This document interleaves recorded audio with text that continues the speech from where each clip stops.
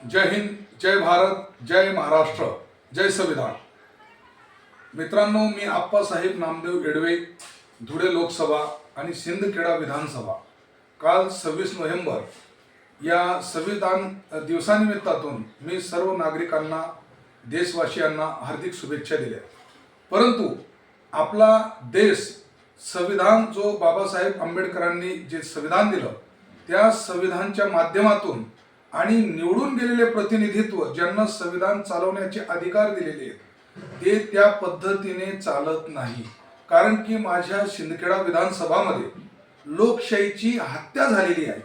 आत्ता लेटेस्ट किंवा मागे सुद्धा ग्रामपंचायती निवडणुका किंवा ज्या काही विधानसभा निवडणुका आणि आता ज्या नगरपालिकाच्या निवडणुका बिनविरोध सर्व गट निवडून येणे म्हणजे ही लोकशाहीची हत्या आहे मित्रांनो. आणि अशी हत्या पुढे करण्याचा प्रयत्न अजून राजकीय लोक करतील. म्हणून मतराजांचा जो हक्क अधिकार, जो शेतकऱ्यांना न्याय मिळत नाही, शेतकरीला हमी भाव मिळत नाही, जे सैनिक बडतर्फी करण्यात आलेले त्यांच्यावरती विचार विमर्श होत नाही, त्यांच्या न्याय हक्काची गोष्ट कुठेतरी होत नाही, आपल्या शिकलेल्या सवरलेल्या मुलांना सरकारी नोकरीपासून बेदखल करण्याचं नियोजन शासन करते आहे. मग संविधान कुठं लागू होतं? संविधानाची जी तरतूद आहे ती तरतूद अंमलात आली पाहिजे. आणि म्हणून मी माझ्या गावापासून मी बघितलं की संविधानाची उद्दिष्ट, संविधान या प्रकारचं उद्दिष्ट जे असतं ते प्रत्येक ग्रामपंचायत मध्ये आज तरी लावण्यात आलेलं नाही. महाराष्ट्र आणि भारत देशाला स्वातंत्र्य मिळून 76-78 वर्ष झाले. मग अजून जर ह्यापर्यंत जर भारत आपला आला नाही तर उद्या उठून आपल्या मुलांचं भविष्य काय? लोकांना त्यांचे हक्क अधिकार समजत नाही. आजपर्यंत टीव्ही चॅनलवरती संविधानाच्या सिरियलेस आर्टिकल कुणाला कळत नाही, म्हणून मुलींवरती बलात्कार होत आहेत, त्यांना आर्टिकल कळत नाही, ते कुणाकडे न्याय मागतील?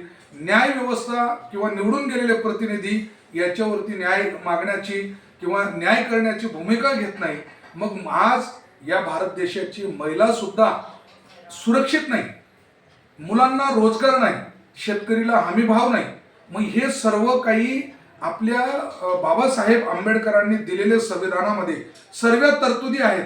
परंतु जे काही पैसेवाले धनाढ्य लोक आहेत, ज्यांची घराणेशाही चालते, तेच वापस निवडून येतात, त्यांचेच अध्यक्ष, त्यांच्याच संस्था, तेच आमदार, तेच खासदार. आणि म्हणून गरीब जनतेला न्याय मिळत नाही, न्यायापासून वंचित असते. आणि अशा वंचित जमातींना, अशा वंचित जातींना एक लोकप्रतिनिधी हा चांगला मिळावा म्हणून मी सिंदखेडा विधानसभा पण लढलो, ग्रामपंचायत पण लढलो आणि लोकसभा पण लढलो. एक मी माझी सैनिक आहे. मी माझं दुःख स्पष्टपणे व्यक्त केलं आणि मी प्रत्येक अधिकाऱ्यांजवळ जातो, प्रत्येक नेत्यांजवळ जातो. त्यांना संविधान फक्त नावाशी कळतं, परंतु संविधान लागू कसं करावं, कसे आर्टिकल त्यांचे आहेत किंवा त्याचे नियमावली काय आहेत त्यांना मुळात कळतच नाही. फक्त त्यांना सत्ता हवी आहे.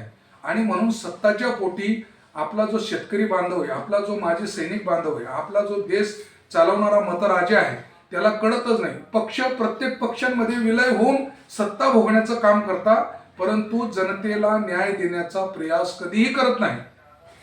म्हणून मित्रांनो, मी आता आपल्या नागपूर अधिवेशनवरती मोर्चा काढणार आहे आपल्या जमातीच्या न्याय हक्कासाठी.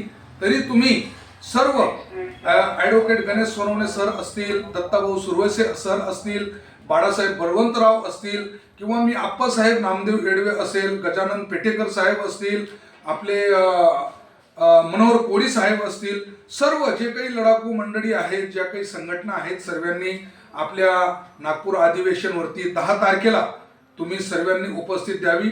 आणि प्रत्येक गल्ली बोर्डाचा आपला नागरिक आपल्या न्याय हक्कासाठी विधानसभेच्या मोर्चेवरती 10 तारखेला येण्याचा आवर्जून प्रयत्न करावं.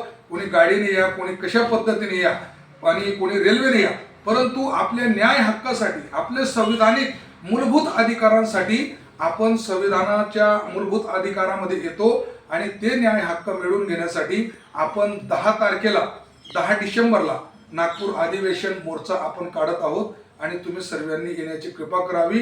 आणि सर्व नागरिक बांधवांना माझी कळकळीची विनंती आहे, सर्व जाती जमाती धर्मांच्या लोकांना माझी कळकळी आहे की तुम्ही घराणेशाही पहिल्यात मोडीत काढा.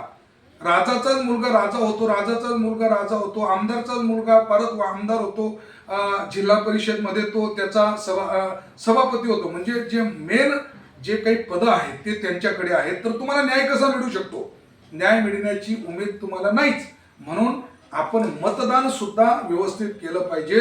आपल्यातला शेतकरी बळीराजा किंवा आपल्यातला माजी सैनिक कोणी जरी उभा असेल निवडणूकमध्ये तर त्याला तुम्ही मतदान केलं पाहिजे. कुणाला तुम्ही विकाऊ मतदान करू नका, ही माझी हात जोडून तुम्हाला कळकळीची विनंती आहे. एवढं मी माझं बोलतो, 2 शब्द संपवतो. जय हिंद, जय महाराष्ट्र, जय संविधान, जय हो डॉक्टर बाबासाहेब आंबेडकर की जय हो.